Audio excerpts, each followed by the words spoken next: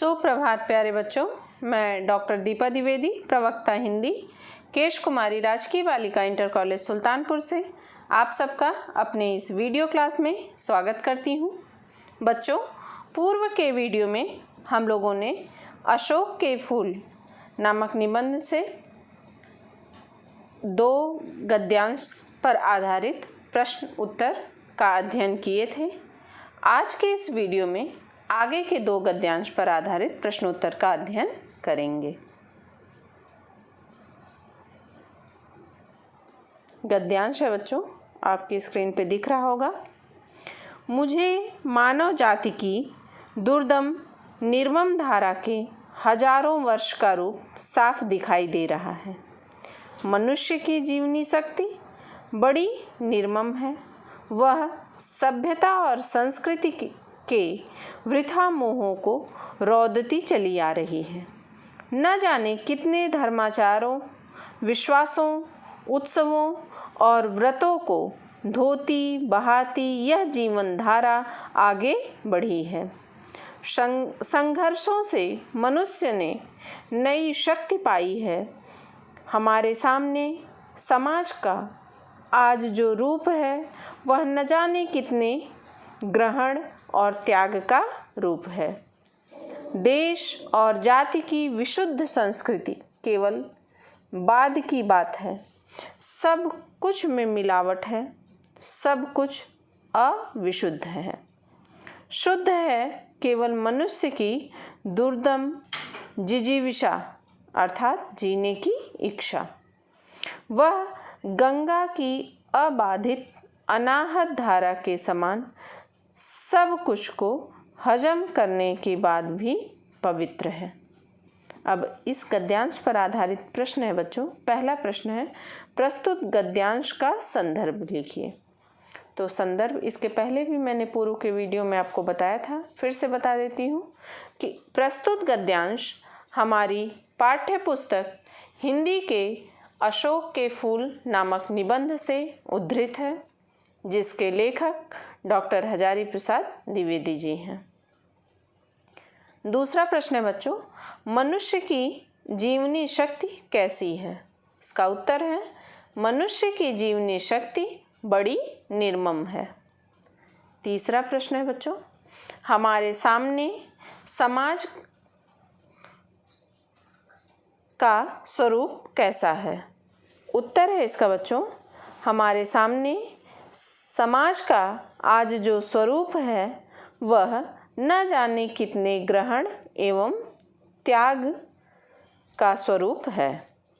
चौथा प्रश्न है, लेखक ने मनुष्य की जिजीविषा को किस रूप में प्रस्तुत किया है? इसका उत्तर है बच्चों, लेखक ने मनुष्य की जिजीविषा को सब कुछ हजम करने के बाद भी पवित्र रहने वाली गंगा की अबाधित अनाहत धारा के समान बताया है। पांचवा प्रश्न है बच्चों, रेखांकित अंश की व्याख्या कीजिए। स्क्रीन पर आपको दिख रहा होगा रेखांकित अंश, व्याख्या मैं बता रही हूँ।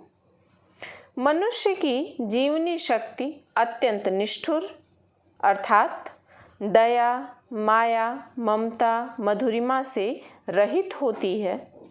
इसके प्रवाह में ना जाने कितने उत्कृष्ट से उत्कृष्ट सभ्यता और संस्कृतियां नष्ट हो जाती हैं।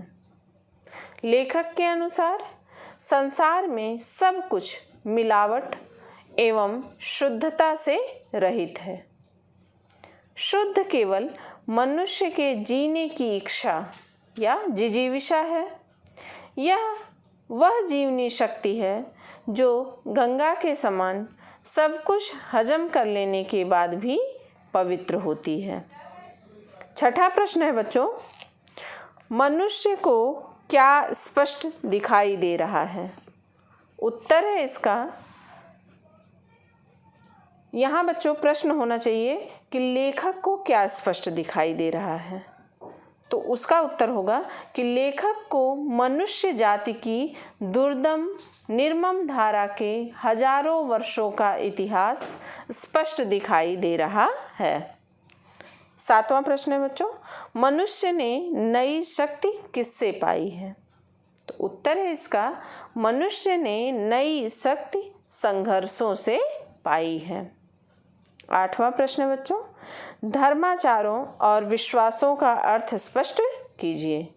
तो धर्माचारों से तात्पर्य है धर्म के अनुसार आचरण करना, और विश्वासों से तात्पर्य है किसी सिद्धांत या अवधारणा या विचार पर यकीन करना।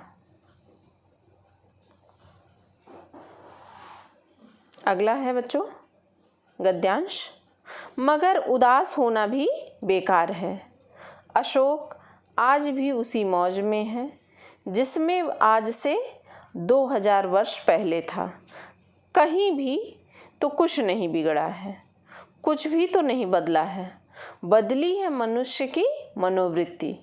यदि बदले बिना वह आगे बढ़ सकती तो शायद वह भी नहीं बदलती, और यदि वह न बदलती और व्यावसायिक संघर्ष आरंभ हो जाता, मशीन का रथ घर चल पड़ता। विज्ञान का सावेग धावन चल निकलता तो बड़ा बुरा होता। हम पिस जाते, अच्छा ही हुआ जो वह बदल गई। पूरी कहाँ बदली है, पर बदल तो रही है। अशोक का फूल तो उसी मस्ती में हंस रहा है। पुराने चित्त से इसको देखने वाला उदास होता है।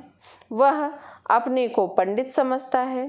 पंडिताई भी एक बोझ है, जितनी भी भारी होती है उतनी ही तेजी से डुबाती है।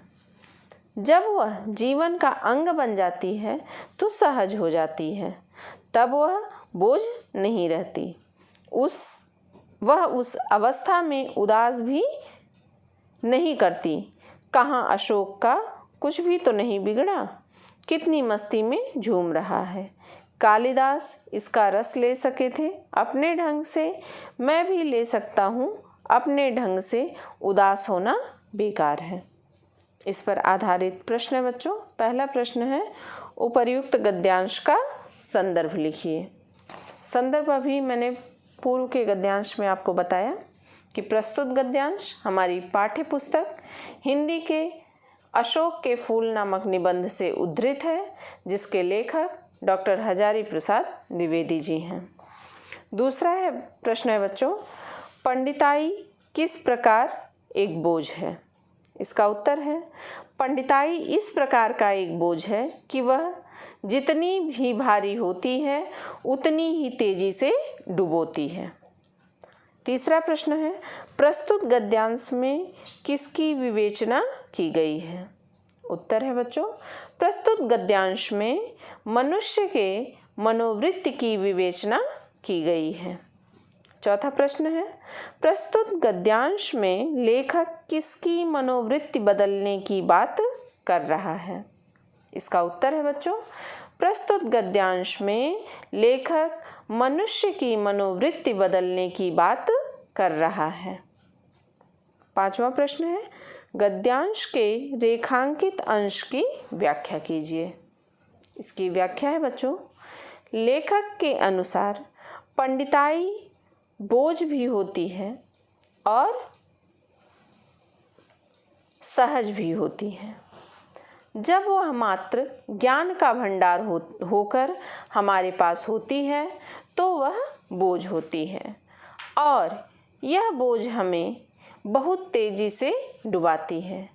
परंतु जब यही पंडिताई हमारे जीवन का अंग बन जाती है तब वह बोझ न होकर सहज हो जाती है और हमारे व्यक्तित्व के विकास में सहायक होती है। छठा प्रश्न है बच्चों, लेखक के अनुसार किस में परिवर्तन हुआ। उत्तर है इसका, लेखक के अनुसार मनुष्य की मनोवृत्ति में परिवर्तन हुआ है। सातवां प्रश्न है, मनोवृत्ति और धावन शब्दों का आशय लिखिए। तो मनोवृत्ति का अर्थ है बच्चों मन की स्वाभाविक स्थिति, और धावन का अर्थ है तेजी से दौड़ना। आठवां प्रश्न है, अशोक आज भी उसी मौज में क्यों है? इसका उत्तर है बच्चों, अशोक आज भी मौज में है क्योंकि उसकी मनोवृत्ति में कोई परिवर्तन नहीं हुआ है। तो बच्चों, आज के इस वीडियो में हम लोगों ने अशोक के फूल नामक निबंध से 2 गद्यांश का उस पर आधारित प्रश्नोत्तर का अध्ययन किए हैं। उम्मीद करती हूँ आपको अच्छे से समझ में भी आया होगा। अभी इसका तीसरा भाग आपको पढ़ने को आगे मिलेगा। तो मिलते हैं बच्चों अगले वीडियो में। धन्यवाद।